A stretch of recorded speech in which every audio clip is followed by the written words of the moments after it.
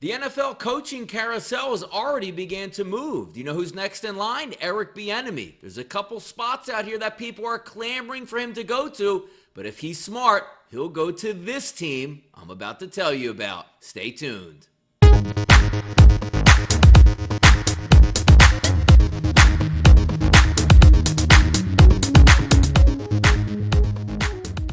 I'm Donnie Seymour, and this is your Pub Sports Radio hot topic of the day. The NFL coaching carousel has already began to move with Bill O'Brien's exodus out from being the GM and head football coach of the Houston Texans. You know who's next in line with the ticket in his hand? That is Eric Bieniemy, the offensive coordinator for the Kansas City Chiefs. A lot of success over the past couple years with Patrick Mahomes. Eric Bieniemy is right involved along with that with Andy Reid. Now, stepping out into the limelight, going to another team, you don't get Andy Reid to go with you, which is the same thing we always look at when we say, hey, New England does really well and their coaches step out of the shadow of Bill Belichick, and it doesn't work out all that well typically. But that still doesn't mean you can't fire to find that gem, because coming out from an offensive coordinator position in Kansas City, right here in Philadelphia, was Doug Peterson, and it worked out pretty well with getting a Super Bowl trophy. And as you know, last year, the Kansas City Chiefs, under Andy Reid and Eric Bieniemy, were able to claim a Super Bowl championship as well. So we do think Eric Bieniemy is going to get a coaching job in the near future.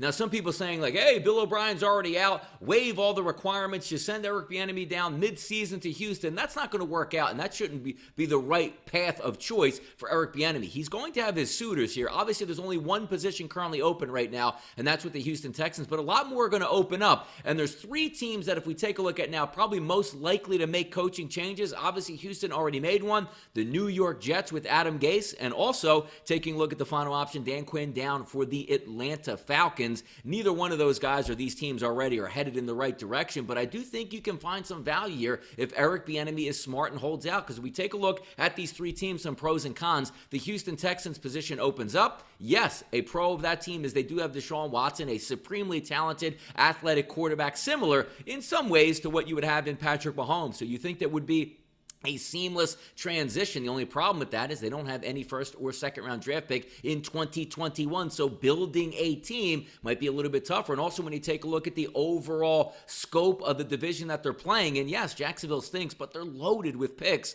And over the next couple of years, that team should get talented in a hurry. And you're also taking a look at Frank Reich, one of the best coaches in the NFL, with a really good football team with the Indianapolis Colts, and the Tennessee Titans on the rise as well with a solid football team. That'll be a tough spot to go into. The next team you want to take a look at is the New York Jets. Going on the big stage, money is no object. You have a solid GM. The only problem here with the Jets is, hey, that would be a great fit on the big stage, but look at the issues that you would have in conference. Unless Bill Belichick retires, he's probably going to be there for the next few years. You have to go up against the New England Patriots, but also keep in mind the Miami Dolphins that are stocked with draft picks upon draft picks and cap space that they're going to be able to spend money and add a lot of talent. You think Brian Flores is a pretty good football coach. He's going to be there for a while also. And then taking a look at the Buffalo Bills. Look at that football team already in their heyday, maybe ready to win the division this year, and they're going to be hell on wheels over the next couple years with draft picks, with money, and also overall talent on that football team. The third team we're going to take a look at is the Atlanta Falcons. There's not much to like right now.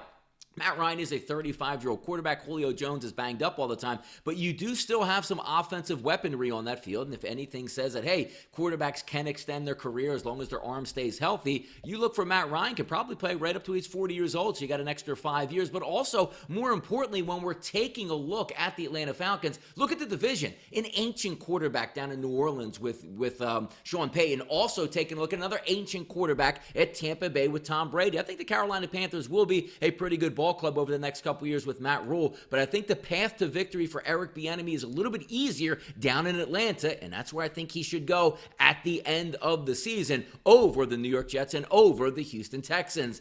Let's go, Eric Bieniemy. Get down to Atlanta, maybe get to the championship game, maybe hold some leads for these Atlanta fans. I think it could work out well. I'm Donnie Seymour for Pub Sports Radio, and this was your hot topic of the day.